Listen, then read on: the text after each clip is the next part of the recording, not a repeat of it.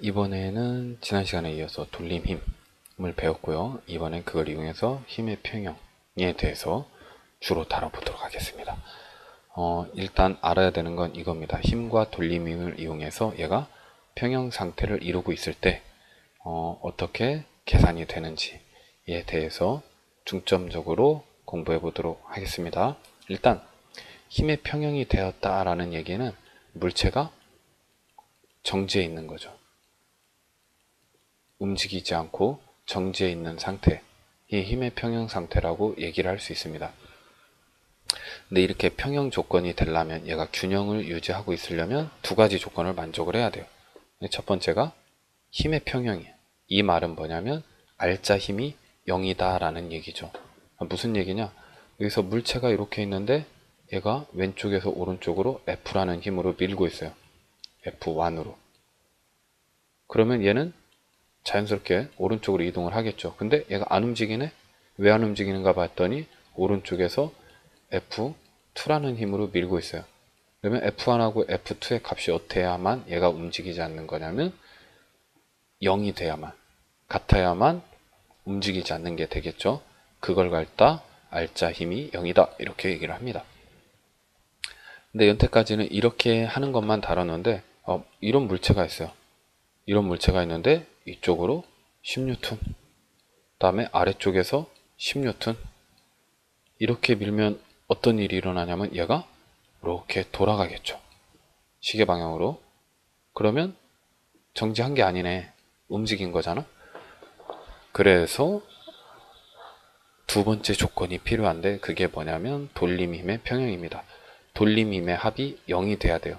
얘가 이쪽으로 10N 줬으면 얘가 이쪽 방향으로 주는 게 아니라 이쪽 방향으로 10N을 줘가지고 여기에서 돌아가게끔, 그럼 이쪽에서 20이 있긴 있어야겠죠. 그러면 완벽하게 평형을 이루게 되는 거죠. 그래서 이 두 가지 조건을 만족을 해야만 평형을 이룬다 라고 얘기할 수 있습니다. 한번 직접 문제를 보면서 해결을 해보도록 하겠습니다. 교과서 276쪽에 나와 있는 문제인데 이거죠. 3kg짜리의 나무판 위에 2kg짜리의 물체가 있고요. 양쪽에 받침대가 두 개가 있습니다. 이런 문제가 나오면 제일 먼저 해야 되는 일, 제일 먼저 첫 번째 해야 되는 일이 뭐냐면 무조건입니다. 무조건 뭘 해야 되냐면 힘을 표시해야 돼요. 그래서 여기에 작용하는 힘을 다 표시해 보는데 제일 쉬운 게 뭐냐면 중력이죠. 물체의 중력. 근데 중력만 있으면 얘는 어떻게 돼야 되냐면 밑으로 다 떨어져야 돼요. 근데 안 떨어지고 있네? 그 얘기는 뭐냐면 누군가 아래에서 위로 받치고 있다는 거죠. 그래서 힘을 표시하면 이렇게 표시를 할 수 있습니다. 그렇죠? 3kg짜리의 중력, 2kg짜리의 중력, 그 다음에 위쪽으로 받치고 피에서도 받치고. 근데 움직이지 않으니까 얘네들이 다 합이 0이 된다라는 건데 한번 차근차근히 따져보도록 하겠습니다. 이쪽 5점에 있는 걸 F5라고 표시를 하고요. 이쪽에 있는 걸 FP, 두 개의 수직항력을 얘기를 하면은 제일 먼저 힘 표시는 했고, 힘의 평형을 따져보면 아랫방향으로의 힘, mg죠. mg니까 3kg짜리 곱하기 g 10m/s 하면 30N 되겠고, 이쪽은 20N 되겠죠. 그죠? 그러면 식을 어떻게 세울 수 있냐면 30 더하기 아랫방향으로의 힘을 다 더해주는 거예요.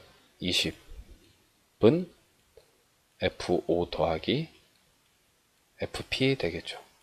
이런 식을 하나 세울 수 있는 거고, 그 다음에 두 번째 또 식을 세워야 되는데 그거는 뭐냐면 두 번째 식은 돌림 힘의 평형이죠. 여기에 있는 돌림 힘의 평형입니다. 돌림 힘의 평형인데 돌림 힘의 평형은 어떻게 되냐, 내가 중심축을 여기로 잡든 여기로 잡든 여기로 잡든 여기로 잡든 상관이 없어요. 근데 미지수를 잡아주는 게 좋습니다. 지금 우리가 F5 값을 모르고 FP 값을 모르기 때문에 돌림 힘을 어디로 잡아주는 게 좋냐면 여기 F5나 잘 안 보이니까 펜을 빨간색으로 바꿔서 F5나 FP를 돌림 힘으로 잡아주는 게 좋습니다. 그러면 만약에 내가 F5를 돌림 힘으로 잡았다. 그러면 30N짜리는 이쪽으로 돌리려고 하죠. 무슨 방향이냐면 시계 방향이에요. FP는 이렇게 돌리려고 하죠. 무슨 방향이냐면 반시계 방향이에요. 그 다음에 2kg짜리 20N은 이쪽으로 돌리려고 하죠. 얘도 시계 방향이에요. 그러면 시계 방향끼리 한 팀이고 반시계 방향은 반대팀이에요. 그래서 시계 방향을 시계 좌변에, 반시계 방향을 시계 우변에 써주면 3m 곱하기 30 더하기 또 하나 있죠. 20 곱하기 몇 미터냐면 5m죠. 5m. 이거 한 것이 FP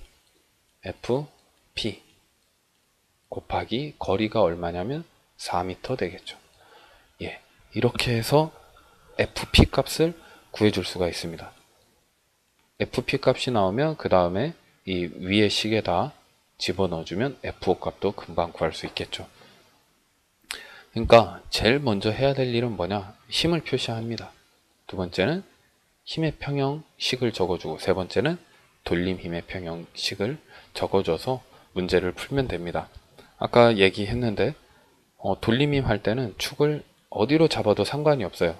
근데 이쪽 3kg짜리나 2kg짜리를 잡으면 미지수가 이 두 번째 식에서도 두 개가 다 나와서 연립방정식을 해야 돼요. 좀 번거로우니까 미지수가 있는 곳을 F5나 FP가 있는 곳을 잡아주면 더 쉽게 풀릴 수 있다라는 사실이죠. 하나 더 예를 들어보자면 교과서 316쪽에 있는 겁니다. 이것도 마찬가지로 제일 먼저 할 일은 뭐냐면 힘을 표시합니다. 그래서 힘을 표시하면 이렇게 표시가 됩니다. 제일 먼저 할 일 힘을 표시했어요. 여기 그죠? 1번 지점 있고 2번 지점 있고 이게 생각하기가 좀 어렵죠. 제일 쉬운 건 중력 두 개 있으니까 그렇죠? 원래는 이게 장력인데 장력이 비스듬하게 있으니까 걔를 X, Y 축으로 나눈 거예요. 이 파란색 두 개 합한 게 장력 T 값이 되는 거죠. 그럼 어떻게 되냐? 이 위쪽 Y축은 T 사인 60도짜리가 되는 거고 그 다음에 이거는 T 코사인 60이 되겠죠. 그래서 여기까지만 해놓으면 사실 다 했어요. 먼저 첫 번째 할 일이 뭐냐면 힘 표시했고 두 번째 힘의 평형관계를 따져야죠. 그러면 위쪽 방향으로의 힘 얘를 갖다가 사실은 얘는 마찰력이니까 F라고 쓰고 얘는 면에 수직한 힘이니까 수직항력 N이라고 쓰면은 위쪽 방향으로의 힘은 뭐가 되냐? F죠. F 더하기 T 사인 세타 한 것과 또 누가 같냐면 아랫방향으로의 힘 600 더하기 200 800이 되겠죠. 이렇게 나옵니다. 이게 하나씩이고 그 다음에 여기서는 위쪽 아래쪽도 있지만 뭐 또 있냐면 왼쪽 오른쪽이 있어요. 오른쪽 방향으로의 힘 수직항력 N 하나밖에 없네요. 그거랑 뭐가 똑같냐면 왼쪽 방향으로의 힘 T 코사인 세타 물론 코사인 60도이긴 하지만 이 두 개 값이 같다라는 걸 이게 힘의 평형 관계입니다. X축 Y축 그 다음에 또 하나 따져줘야 되는데 그게 뭐냐면 그거죠. 돌림힘 돌림힘은 아까 얘기했듯이 미지수 있는 곳을 잡아주는 게 좋아요. T나 이쪽이나 근데 이쪽엔 미지수가 두 개나 있네. 그죠? 그러니까 어디를 잡는 게 좋아요? 여기를 잡는 게 좋습니다. 그러면 미지수 두 개가 사라지니까 그래서 여기를 잡아놓고 하면은 이 600N과 이 들보 200N짜리는 시계 방향으로 돌리고 이 T 사인 세타는 반시계 방향으로 돌리니까 반대가 되겠죠. 그쵸? 그래서 어떻게 구하냐? T 사인 60도짜리의 거리가 얼마냐면 5m죠. 5m 곱하기 T 사인 60 또는 시계 방향으로 힘 600N짜리가 거리가 얼마냐면 2.5죠. 밑에다 쓸게요. 2.5m 곱하기 600 더하기 그 다음에 2m네요.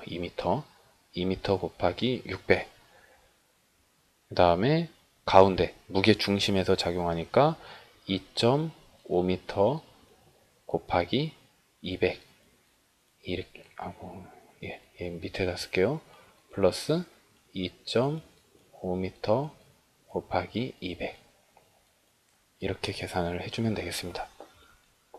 그렇게 하면 이 식하고 이 위에 있는 두 개 식을 가지고 fn 그 다음에 t 값까지 다 계산을 할 수가 있겠죠.